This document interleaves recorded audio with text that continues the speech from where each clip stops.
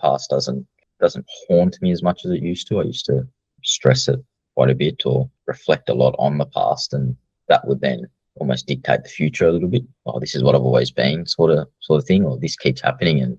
But now I feel like there's actually ways to address those thoughts. They're natural. Address them and then move forward. A new, better version of myself. I'm more knowledge. I'm better than who I was yesterday. I'm better than who I was 12 months ago. So that's the goal. I just come to the end of my back injury.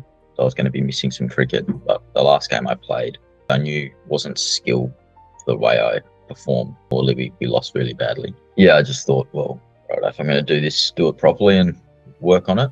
Well, I thought it was a cricket thing. It became more about life and identity, and I'm a much better person for the work I've done now. I wasn't in a great headspace mentally, but at the same time, I think I was fighting myself. I didn't know why I was the way I was. And then working with Nick and being quite vulnerable and honest, started to build step by step. I've been in Premier Cricket for 8 years. I've always felt like at every level that my best has always been good enough, and I've always proved that at each level. But that consistency piece is something that has always eluded me a little bit, and I know my best is good enough. What are the trends there? How do I work it out to be more consistent? And yeah, I think just that knowledge piece around like all the different content, what pressure is and identity and mental tricks like the flow state, actually understanding what these things really are was really beneficial, and I'm still enjoying working through the content and the modules weekly.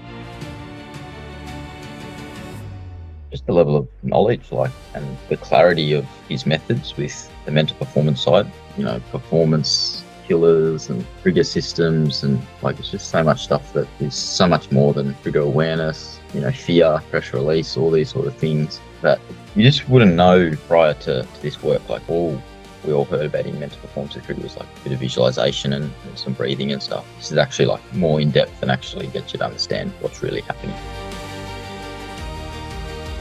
To be honest, there's always something every call that we have that rings a bell or a light bulb goes off. Fear, a future event appearing real, described fear. That was a light bulb one. The identity one, the first call, why you are the way you are because of your upbringing and your experiences. Now that shapes how you are as a person, which I didn't realize at the time, but that obviously has an effect on who you are as a cricketer as well. One of the last call we had was about I was in such a frustrated, angry state of mind that I'd be letting that out on other people. I can't remember the saying. He said it was a hurtful person can only express his feelings through hurt or something. It was something along those lines. That resonated with me, if I'm honest.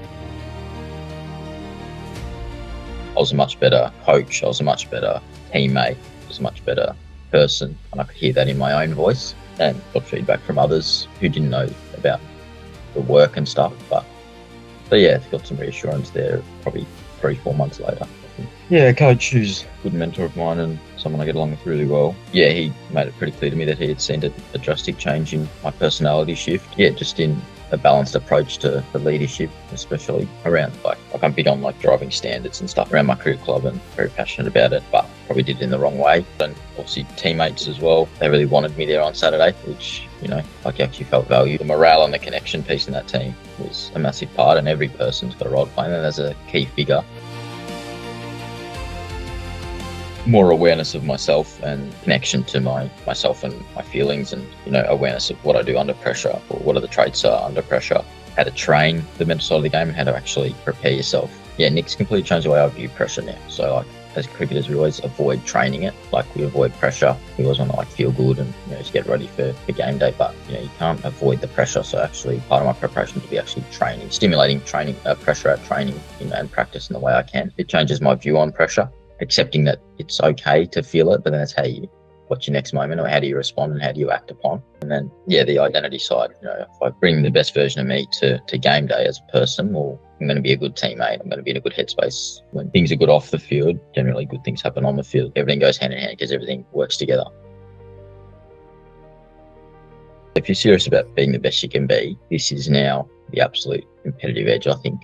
The way the world is with so many social media and comparing yourself and getting distracted by a lot of things. Yeah, that mental side of the game that can be trained. There's a lot more factors that contribute to performance than just, the technical side or even decision-making elements. There's stuff beneath the iceberg that contribute a lot. If you're driven to be the best you can be, I think you've got to be trying to work at all facets and have a holistic view and a holistic approach to your development as a player and as a person.